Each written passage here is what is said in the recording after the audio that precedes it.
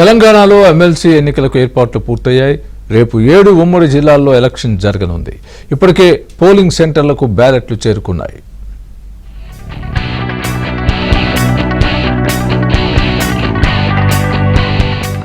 తెలంగాణలో ఎమ్మెల్సీ ఎన్నికలకు సర్వం సిద్ధమైంది. 2 టీచర్ ఎమ్మెల్సీ, 1 గ్రాడ్యుయేట్ ఎమ్మెల్సీ స్థానాలకు గురువారం పోలింగ్ జరగనుంది. ఇప్పటికే ఆయా జిల్లాల పరిధిలో అధికారులు ఏర్పాట్లను పూర్తి చేశారు. కరీంనగర్లో 2 ఎమ్మెల్సీ స్థానాల నుంచి మొత్తం 56 మంది అభ్యర్థులు పోటీలో ఉన్నారు.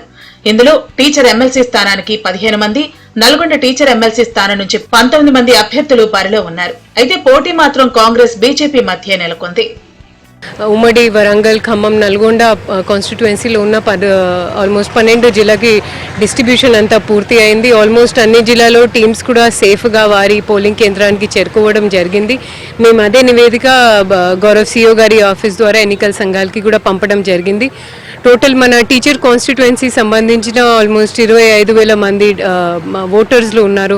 200 పోలింగ్ కేంద్రాలతో పాటు ఆల్మోస్ట్ 752 మందికి పోలింగ్ సిబ్బందికి డ్యూటీ పెట్టడం జరిగింది.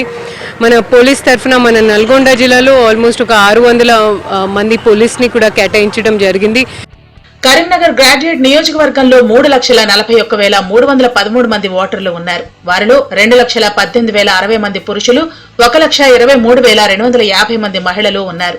అదేవిధంగా కరీంనగర్ ఉపాధ్యాయ నియోజకవర్గంలో మొత్తం 25,921 మంది ఓటర్లు ఉన్నారు. నల్గొండ ఉపాధ్యాయ నియోజకవర్గంలో 25,797 మంది ఓటర్లు ఉన్నారు. అందులో 14,940 మంది పురుషులు, 9,965 మంది మహిళలు ఉన్నారు. బరిలో మొత్తం 19 మంది అభ్యర్థులు ఉన్నా 5-6 ప్రధాన అభ్యర్థుల మధ్య పోటీ నెలకొందన్న అభిప్రాయాలు ఉన్నాయి.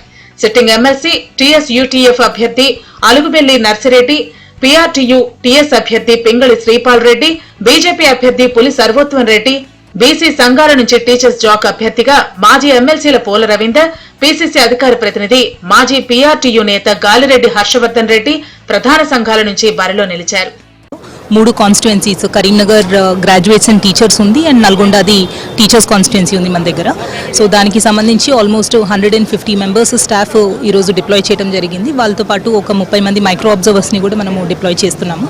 సో వీళ్ళందరూ కూడా మనకి బ్యాలెట్ బాక్సెస్, అలానే material, stationery material, ballot paper ఏవైతే కావాలో ఇక్కడి నుంచి కలెక్ట్ చేసుకొని తీసుకెళ్తారు. అండ్ తీసుకునే విధానంలో వాళ్ళు వెరిఫికేషన్ కూడా చేసుకుంటారు. ఏమైనా డిఫెక్ట్స్ ఉంటే ఇప్పుడే రిజర్వ్ నుంచి మనం రీప్లేస్ చేస్తూ ఉంటాము. ఎన్నికల నోటిఫికేషన్ వచ్చినప్పటి నుంచి అభ్యర్థులు సభలు, సమావేశాలు, ఆత్మీయ సమ్మేళనాలతో ఓటర్లను ఆకట్టుకునేందుకు తీవ్రంగా ప్రయత్నించారు. మండలాలు, నియోజకవర్గాల వారీగా, వృత్తుల వారీగా సమావేశాలు నిర్వహించి పట్టభద్రులు, ఉపాధ్యాయ ఓటర్లను అభ్యర్థించారు. కరీంనగర్, మెదక్, ఆదిలాబాద్, నిజామాబాద్ పట్టభద్రుల, ఉపాధ్యాయుల, నల్గొండ, ఖమ్మం, వరంగల్ ఉపాధ్యాయ ఎమ్మెల్సీ ఎన్నికల ప్రచారం సాధారణ ఎమ్మెల్యే, ఎంపీ ఎన్నికల్ని తలపించే విధంగా మారటం చర్చనీయాంశమైంది.